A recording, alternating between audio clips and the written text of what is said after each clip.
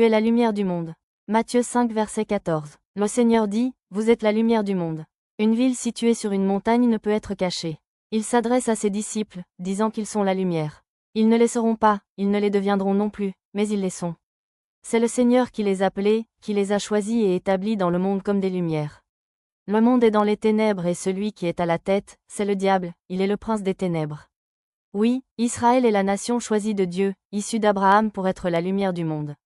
N'ayant pas réalisé le plan de Dieu comme peuple destiné à être lumière des nations, destiné à apporter la révélation de Dieu au monde, il en choisit 12 personnes dans cette même nation pour que par elles, il forme une autre nation spirituelle, un nouveau peuple qui accomplira sa volonté, car la terre lui appartient. Dieu n'abandonne jamais ce qui est sorti de sa bouche.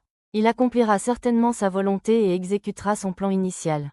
C'est ainsi que, lorsque nous refusons d'obéir à la voix de Dieu, il choisira certainement celui qui est disponible et prêt pour accomplir toute sa volonté. Les disciples forment cette nouvelle nation de Dieu, car Israël a refoulé l'appel d'être lumière des nations. Il a rejeté l'opportunité d'être lumière du monde, de par sa position géographique. Un nouveau peuple se lève par les 12 disciples qui sont devenus les apôtres de Christ et forment l'Église, qui est son corps, l'ensemble de tous ceux qui l'ont reçu en tant que Seigneur et Sauveur de leur vie. Un nouveau peuple de Dieu pour remplacer en ce temps, Israël, par rapport à sa mission prophétique et apostolique, qui est d'éclairer le monde, sauver les nations dans les ténèbres. Ainsi, Ésaïe 60 verset 2 dit, « Voici que les ténèbres couvrent la terre et l'obscurité les peuples, mais sur toi l'Éternel se lève, sur toi sa gloire apparaît. » Dieu se lève et sa gloire apparaît sur celui qu'il a choisi et établi pour un but.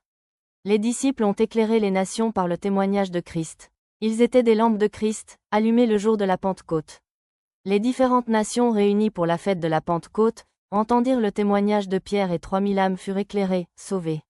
La lumière, ce jour-là, atteint des nations. Nous voyons l'unique Éthiopien, qui a reçu l'Évangile dans le chemin de retour et fut aussi baptisé.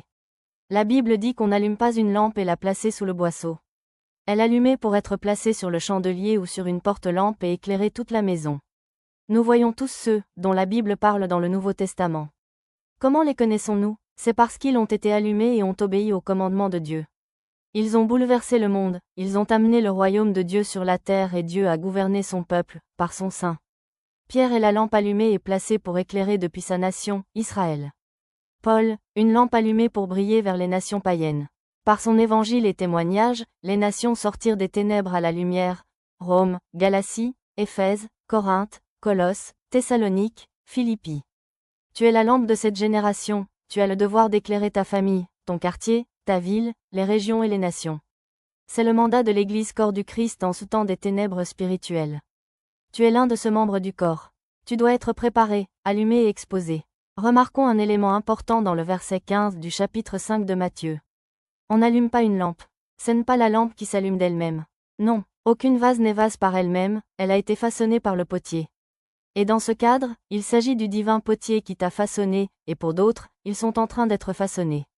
Ils sont en préparation dans le coulisse, pendant la journée, loin des regards des hommes, des distractions du monde présent. Ils sont dans l'atelier divin en train d'être nettoyés. On nettoie le verre, on nettoie le réservoir que doit contenir l'huile, l'élément moteur qui va garder longtemps la flamme de feu. On prépare la mèche. Oui, ça fait mal lorsque le maître nettoie ton intérieur, enlève l'orgueil, les plaisirs de la vie de l'âme. Il nettoie le réservoir qui va contenir l'huile et ça fait mal, mais c'est la destinée glorieuse qui attend la lampe pendant ces douleurs. Cette douleur, loin des gens, loin des égards peut-être de la famille.